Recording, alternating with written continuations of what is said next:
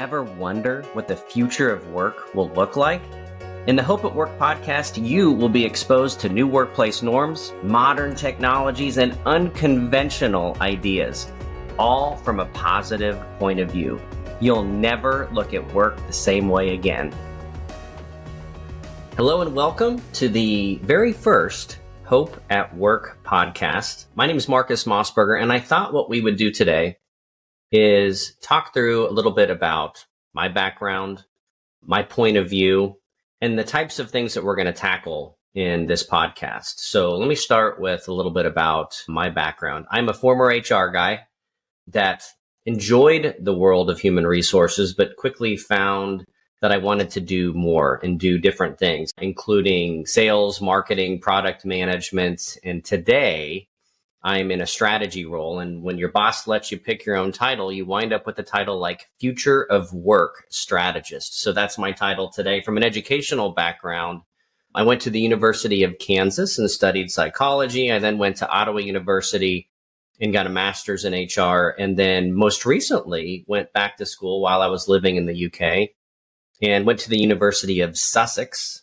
and studied the psychology of kindness and being at work. That was a postgraduate certificate program, not a lengthy one, but really informative and interesting.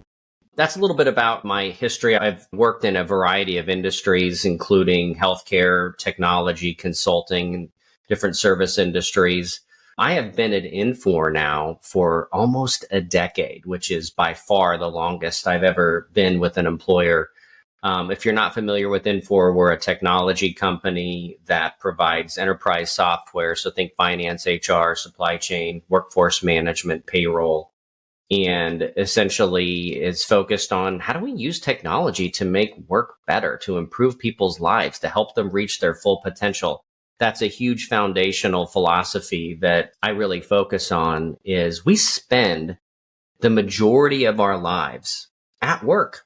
Maybe not in the physical office anymore, but focused on work. And therefore, I think we should enjoy it. I think we should find meaning in it. I think we should be good at it. In fact, very interesting, when I went back to school recently, it just reminded me of all of those basic psychological precepts of what do people want from work.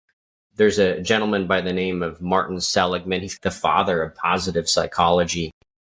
And he has this concept of PERMA, is the way he described what people want from work. So the P is all about positive emotions. Like I want to go into work and feel positive about what I'm doing. The E is all about engagement. There's another famous psychologist by the name of Csikszentmihalyi, and he talked about flow. And we all know what flow is inherently. It's when you're so into something that like 2 hours pass and you forgot to eat. So engagement is all about having that occasional flow of like just being super into what you do. The R in PERMA is relationships. And I think this is really important. In fact, I read recently that your relationship with your manager can have the same effect on your well-being and your mental health as your relationship with your spouse. So relationships matter at work. The M is meaning. And I think the next generation fully expects to have meaning and purpose at work. I love that about them. And then the A in PERMA is achievements. It's saying, I want to be competent. I want to be good at what I do. So if you have PERMA at work, then you're in good shape. I also love Daniel Pink's point of view. If you've never read his book, Drive, really great illustration of what motivates people in the workplace. And I actually listened to another podcast yesterday on the psychology of hope. And it reminded me of the importance of agency. If you're familiar with that term, it basically means control.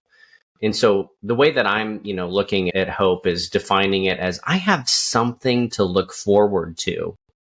And I have control over my situation so that I can achieve whatever that is. Go back to the University of Kansas back in the 90s.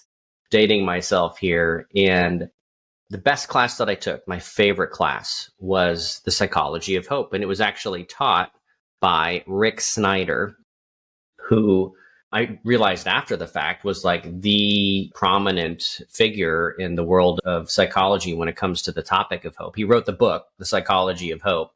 And I just fell in love with it. I felt hope should be at the bottom of Maslow's hierarchy of needs, that pyramid, before food and water and shelter. Because if you don't have hope, then nothing else really matters. I feel like for a lot of us, the media, man, it's really negative. And I don't mean to be Pollyanna and suggest that there's not a lot of challenges and difficulty that the world presents to us. But the whole point and goal of the podcast is to present a positive, optimistic point of view about the world of work and to really rethink the workplace. So I'm so thankful in some respects for the pandemic in that it really shook up a lot of the traditional, conventional ways of doing things. It really forced us to, didn't it? If you think about there's another psychologist, Kurt Lewin, who talks about freezing and unfreezing. And the pandemic unfroze a lot of social norms and mores that we were accustomed to because we were forced to adapt to a totally new way of working.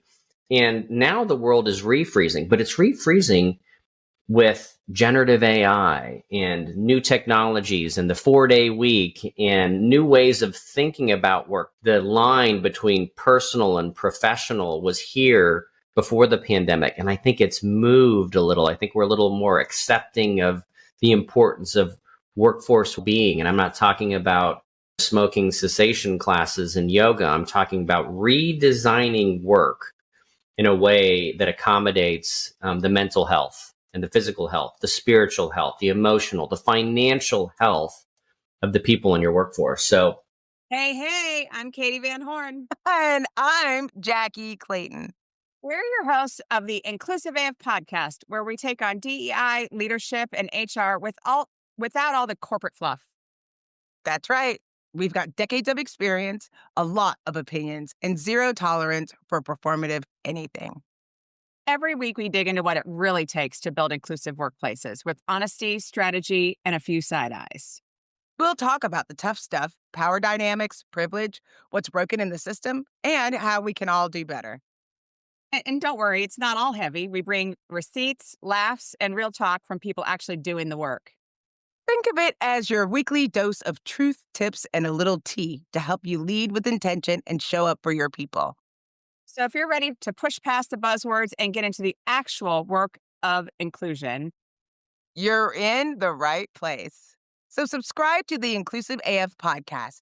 New episodes drop every week. Catch us on Spotify, Apple, or wherever you get your podcasts. We'll be here breaking it down one inclusive convo at a time. I think we have an opportunity to really rethink work. I think we have to. And part of the reason for that is look at what's happening from a labor perspective.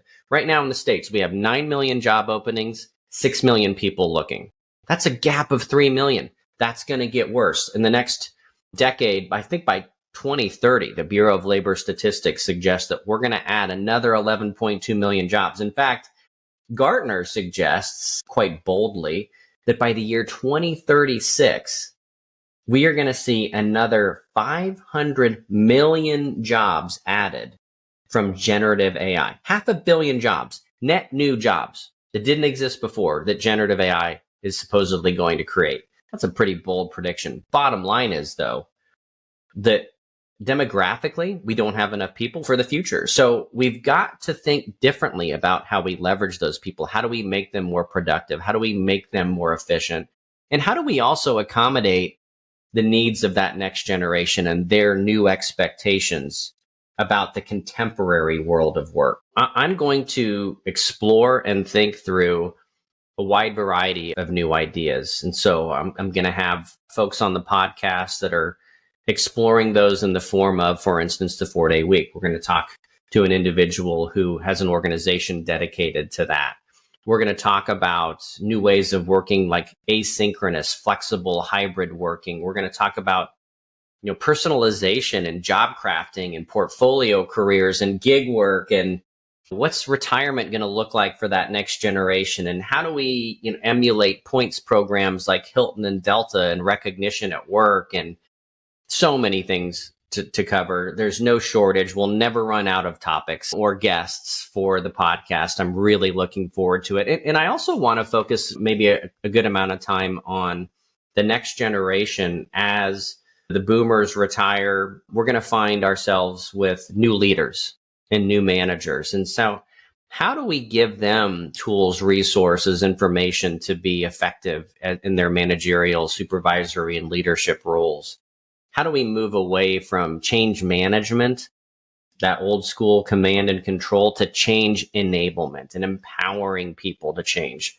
I want to explore the importance of emotional intelligence and social skills and things like appreciative inquiry and psychological capital and topics like trust. I'm definitely going to talk to an individual that's got to focus in that arena, how important authenticity and relationships are. And obviously hope is going to be a predominant theme throughout this as well. And then I work for a technology company. I think we all recognize that technology is a fundamentally human endeavor. But I also believe that the more we embrace technology, the more human work can become as we use it to do the manual, administrative, transactional things maybe we probably don't want to do to begin with. And we use it to help us reach our full potential as human beings. I think that's the key. And at the end of the day, technology sometimes gets a bad rap. We're concerned about AI and robots and they're going to take our jobs. And I think the reality is technology always creates more jobs than it destroys, but they're going to be different, right? So anyway, that is going to be the focus of this podcast. Again, we're going to have a wide variety of guests. It's going to be very conversational. I'm always going to try to keep it to 15 minutes or less, but sometimes it's hard because I'm going to have really interesting people on the podcast, and sometimes it's difficult to limit our conversations. If there are topics that you want to explore, that you want me to explore, guests that you would suggest, don't hesitate to reach out. Let me know. I'm very malleable, very flexible. But with that, I will end here and look forward to the future conversations with you. Thanks a lot.